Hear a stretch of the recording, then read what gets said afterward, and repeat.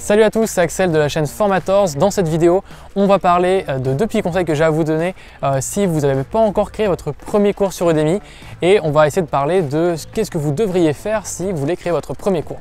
Donc déjà, la première chose à faire si vous voulez créer votre premier cours et que vous ne savez pas trop, si vous ne vous sentez pas trop légitime, si vous ne savez pas trop encore ce que vous avez envie de faire, moi ce que je vous conseille très fortement, c'est de, enfin en tout cas vous n'êtes pas obligé en fait d'être expert dans votre sujet. C'est ça le plus important que j'avais envie de vous dire, c'est qu'il y a plein de gens qui font des cours sur du développement informatique, sur un logiciel, etc. et qui ne sont pas experts, et ça marche et ça le fait. Pourquoi est-ce que ça marche bien et pourquoi est-ce que moi je vous recommande de le faire et justement de ne pas être expert? Déjà, il y a plusieurs points. Le premier, c'est que si par exemple vous êtes expert de votre thématique, vous n'allez pas savoir quel discours aborder pour amener les gens d'un niveau débutant à un niveau expert, parce que les gens ils vont être totalement débutants et ils ne vont pas comprendre tout ce que vous avez envie de partager. Peut-être qu'il y a des mots de vocabulaire, des concepts que vous avez appris, que vous avez implémentés, ça fait peut-être des années que vous le savez déjà, mais que pour eux c'est tout nouveau. Et donc vous n'allez pas savoir comment leur parler en fait concrètement, et du coup ils ne vont pas réussir à vous suivre sur ces thématiques-là. Donc c'est un des facteurs qui fait qu'être un expert c'est pas forcément un bon point. Et deuxième point, c'est que c'est mieux pour un débutant de passer d'un niveau de débutant à intermédiaire, puis de intermédiaire à expert, plutôt que de débutant à expert d'un coup. Parce que vous allez voir que la plupart des cours sur Udemy et sur d'autres plateformes en général, c'est des cours qui vous emmènent de totalement débutant à niveau intermédiaire, niveau moyen.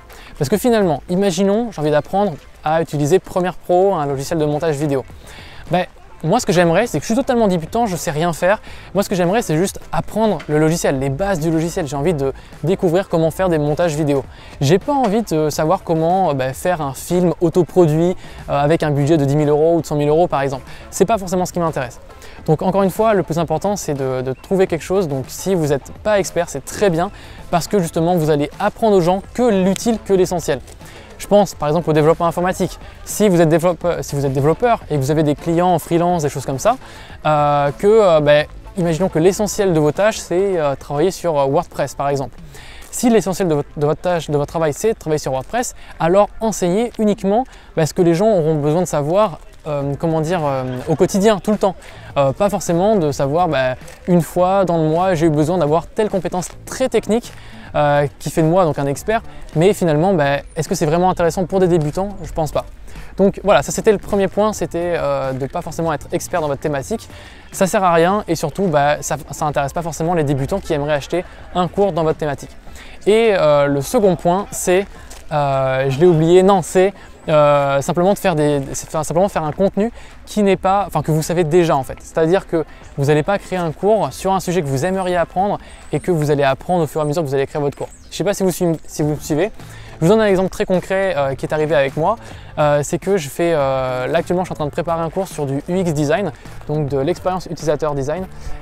Et le souci, c'est qu'il y a certaines notions que moi je n'avais pas déjà apprises, donc j'ai dû apprendre les notions, j'ai dû les implémenter en même temps que je crée le cours. Et du coup, le souci, c'est que j'ai passé 2 mois à créer ce cours, et ça me prend un temps monstrueux à créer un cours en ligne, parce que tout simplement c'est un sujet que je ne maîtrisais pas et dans lequel je ne suis pas encore assez bon, je ne suis pas encore intermédiaire dans ce sujet-là, je suis encore débutant, et du coup je passe un temps monumental à le créer. C'est un vrai problème. Du coup, moi ce que je vous recommande très fortement, c'est d'enseigner quelque chose, ou au moins de démarrer à créer des cours avec des sujets que vous maîtrisez, que vous êtes déjà très bon dedans. Donc ça peut être par exemple, vous êtes bon en sport, ça fait peut-être 3 ans que vous faites de la musculation et que vous avez envie de partager vos conseils de musculation ou de nutrition, faites un cours sur ça parce que vous êtes bon déjà dedans. Si vous voulez faire un cours, je sais pas moi, sur la nutrition, mais que vous êtes très mauvais dedans et que vous aimeriez apprendre là-dedans, alors formez-vous d'un côté, mais ne faites pas de formation sur ce sujet-là. Faites des formations sur ce que vous maîtrisez. Donc ça peut être sur la confiance en soi, sur le développement personnel, sur le sport, un logiciel, etc. Bref, un petit peu ce que vous voulez. Donc, récapitulatif de la vidéo, on a vu 2 choses. La première, faites un cours. Vous n'êtes pas obligé d'être expert pour faire un cours, c'est le plus important, hein. Et comme ça, vous allez pouvoir adapter votre vocabulaire en fonction de la cible que vous avez. Donc, si c'est des débutants et que vous êtes intermédiaire, ce sera beaucoup plus simple de leur apprendre des choses, de leur enseigner votre thématique, vos notions, etc. Et deuxième chose, c'est super important, c'est de créer un contenu que vous savez. Donc créer une formation avec les compétences que vous avez déjà, c'est super important. Voilà, j'espère que cette vidéo vous a plu. N'hésitez pas à vous abonner à la chaîne. Dites-moi si ce format de vidéo vous plaît. Et on se retrouve très prochainement dans une nouvelle vidéo. Et dernier point, abonnez-vous aux emails. J'envoie un email par semaine avec plein de conseils à l'écrit. Donc si ça vous intéresse, abonnez-vous et inscrivez-vous. Voilà, à très bientôt, salut!